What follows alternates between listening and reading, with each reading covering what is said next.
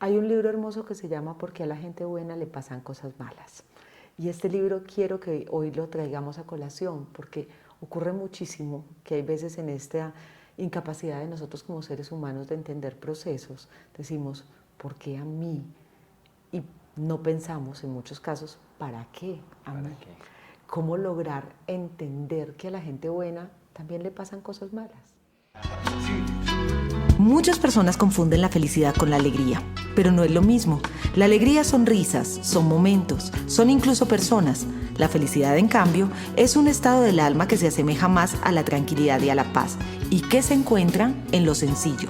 Acompáñame para que juntos vivamos la felicidad de lo simple. Conversaciones sobre la felicidad de lo simple y conversaciones con personas cercanas, amorosas, con las que me siento completamente feliz de recibir, como mi profe y mi amigo, Carlos Gaviria. ¿Cómo estás? Ay, Olguita, súper feliz de estar aquí y de acompañarte en este proceso tan hermoso. ¿Hace cuánto tiempo estás dedicado al tema de las terapias y de acompañar e impactar a otras personas? Por Dios, mi historia empezó hace por lo menos 34 años. Digamos, estaba muy niño, adolescente, tenía 12 años cuando empecé a recibir pues como toda esta información. Pero eso se fue integrando, se fue procesando y ya la parte terapéutica como tal arrancaría más o menos hace unos 20, 25 años. Te pregunto esto porque hay muchas personas que desde que son muy jóvenes sienten ese llamado de su alma y empiezan de pronto a cuestionarlo.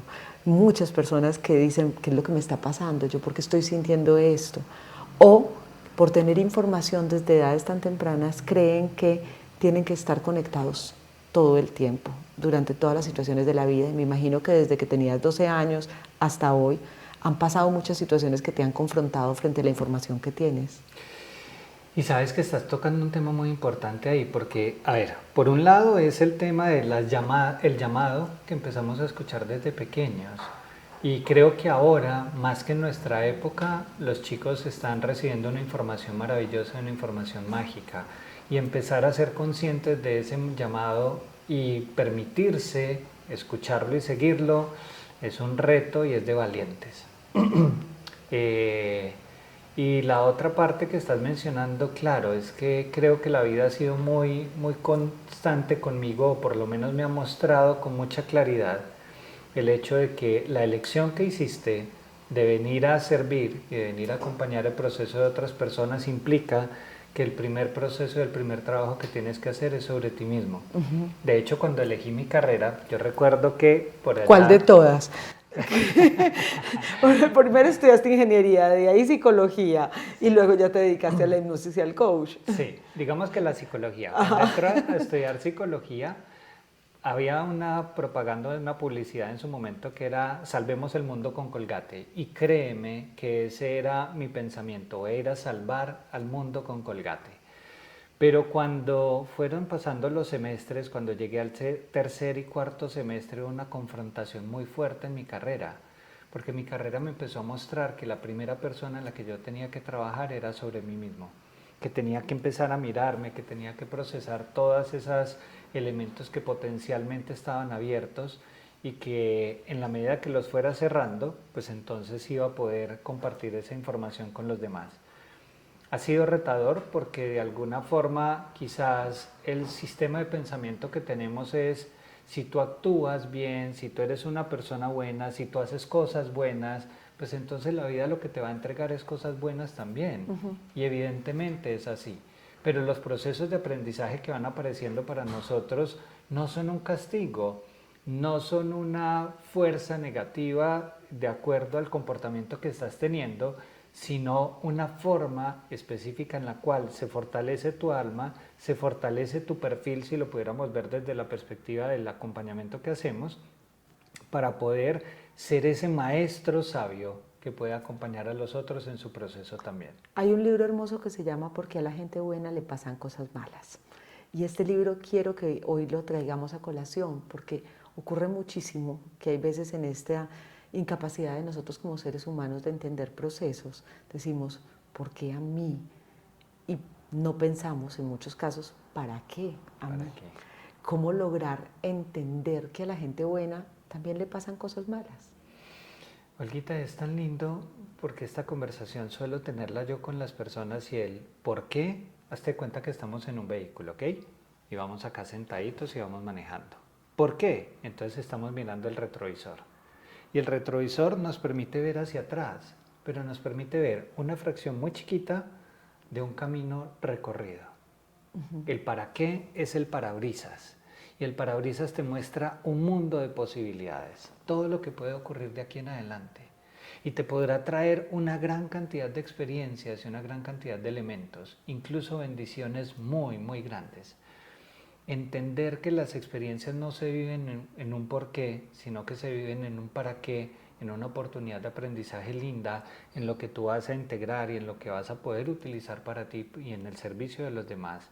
Empieza entonces a darte también una perspectiva diferente y te permites entonces mirar de alguna forma esto y decir, ok, está retador, es fuerte, pero bendiciones vienen detrás y vamos a ver entonces, me abro a las posibilidades de los diferentes caminos que van a aparecer de aquí en adelante. Una de las cosas que más vemos, y seguramente también te ha ocurrido a ti ya como persona, es que para poder encontrar esa luz, ese camino y esa tranquilidad espiritual que en muchos casos logramos sentir a pesar de los retos, hay que pasar por una gran tormenta. ¿O esa es una creencia?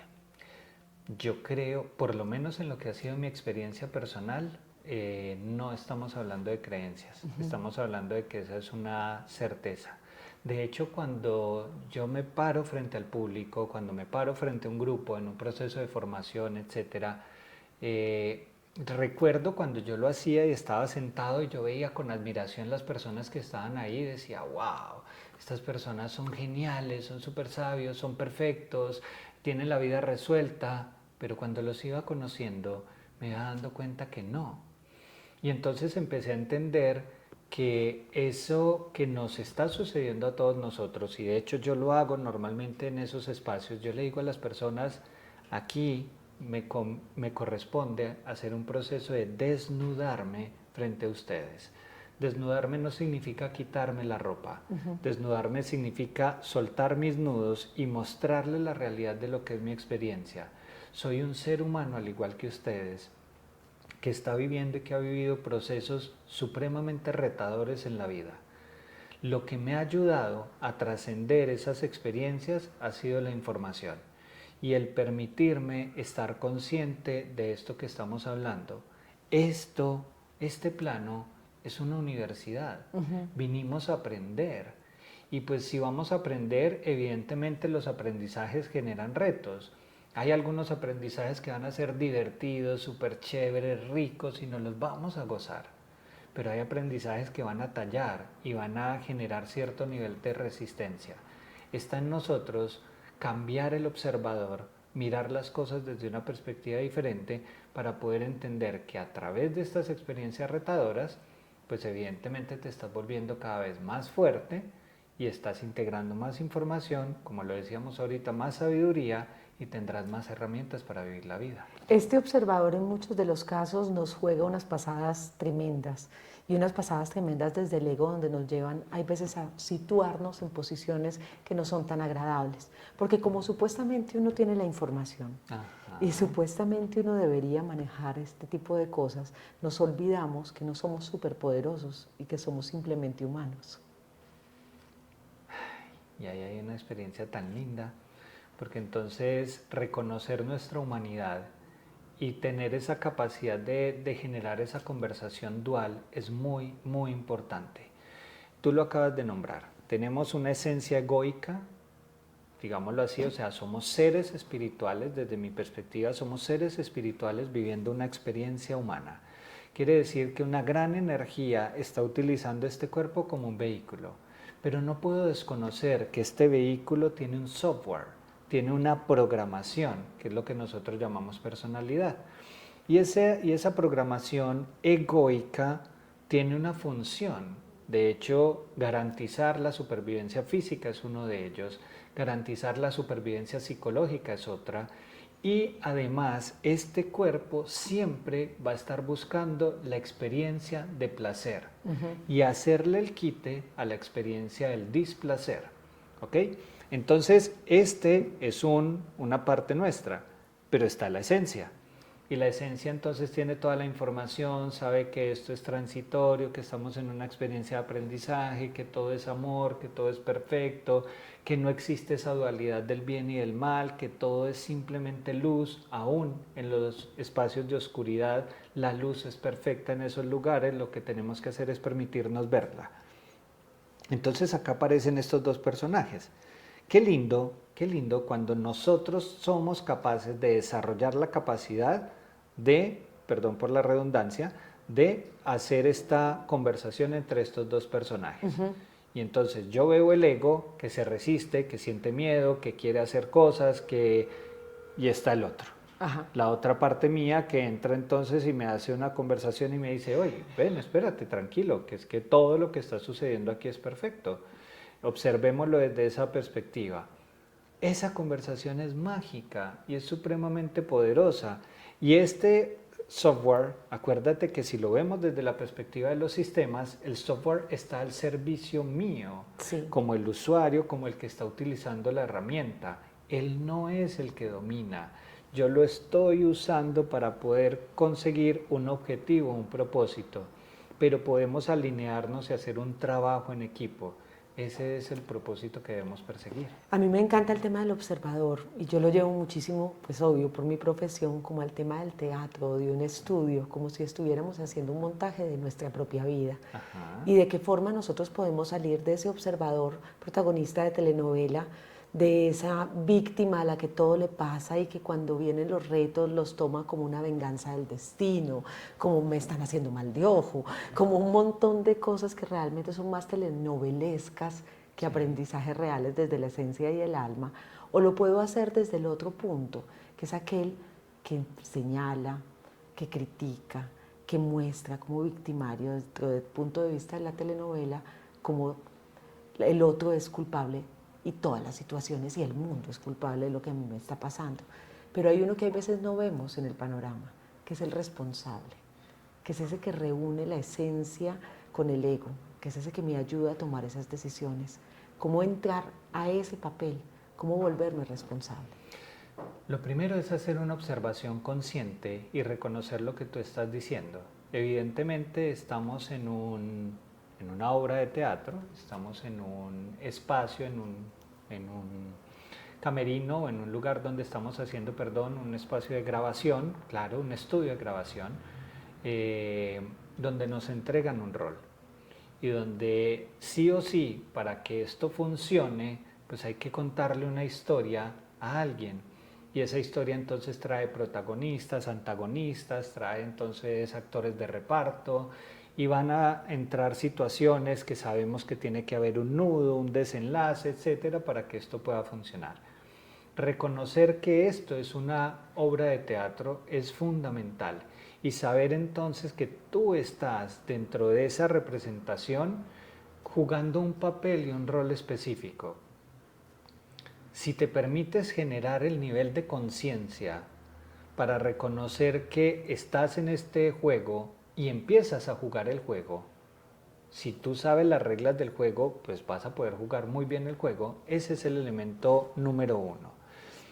Entrar al tema de la responsabilidad o del ser responsable implica entonces hacer la observación y entender o comprender que nosotros mismos fuimos los que elegimos venir acá. Como lo decíamos ahorita, tú elegiste ir a la universidad. O sea, tú quisiste estudiar esta carrera.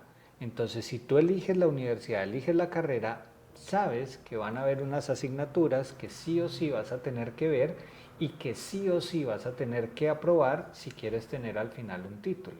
Hay algo aquí que se me olvidó, pero que es importante porque creo que es indispensable dentro de este papel de la vida, y es el papel del salvador. Ese que llega a la telenovela para salvar al mundo entero, ese que te hizo tomar la decisión de estudiar psicología en algún momento de la vida, y ese que hay veces se nos hace tan frecuente como terapeuta cuando estamos en consulta y tenemos una vocación de servicio y una misión de dar. ¿Cómo saber que no debo ser tampoco salvador de nadie, ni siquiera de mí mismo, y simplemente vivir en responsabilidad? ¿Cómo conocer ese límite? Entonces hay que empezar a bajar esta información. Claro. ¿Cuál es el proceso de aprendizaje que nosotros tenemos, Olguita? Lo primero es que tenemos información, pero la información está disponible para todo el mundo. Todos tenemos acceso a la información. De hecho, hoy tenemos la biblioteca del mundo donde podemos acceder a ella a través de las redes, ¿cierto?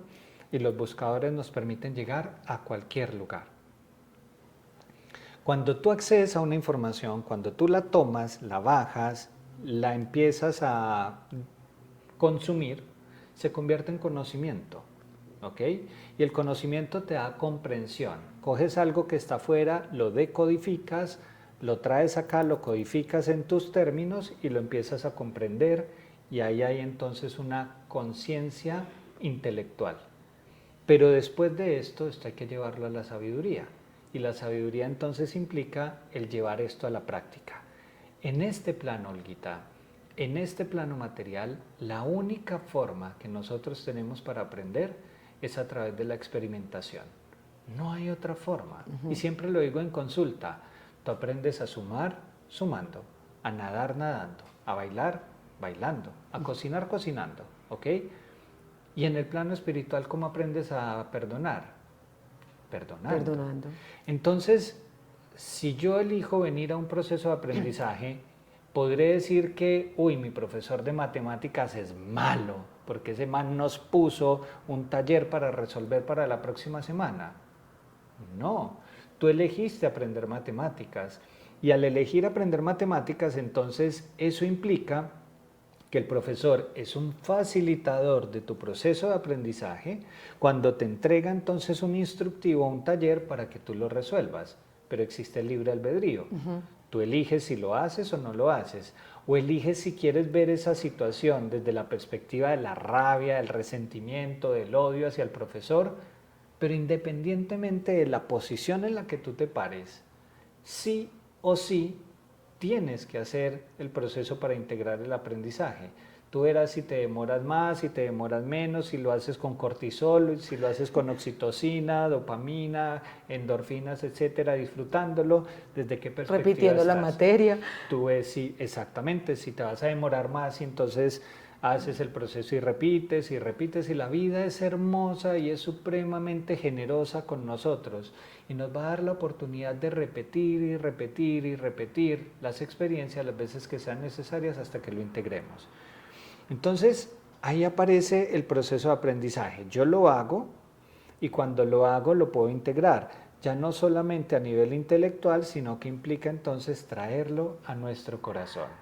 Cuando la información no solamente se comprende desde el intelecto, sino desde que tú la puedes llevar a integrarla en el proceso de ponerla en práctica en tu ser y de generar ese nivel de conciencia, ahí entonces aparece la responsabilidad. Me encanta. Esta telenovela se llama La felicidad de lo simple, como se llama también nuestros episodios. Para ti, ¿qué es la felicidad de lo simple? La felicidad de lo simple para mí sería, Olguita, el darnos el permiso de vivir cada instante con conciencia. De saber que absolutamente todas las experiencias que estamos viviendo tienen un propósito, pero que detrás de ellas siempre, siempre va a haber una experiencia de amor. Lo más bonito de lo simple es que cada uno de estas sumados se van volviendo grandes, y así vamos obteniendo la felicidad, dejándola de buscar de pronto en eso que es extraordinario para vivir a través de momentos ordinarios como una buena conversación, eso que al final nos conecta con la felicidad. Gracias, Carlitos, por acompañarme. Hermosa, a ti por invitarme. Esta es tu casa. Sígueme en todas las redes sociales, Olga Vilches. Recuerda siempre compartir esta información.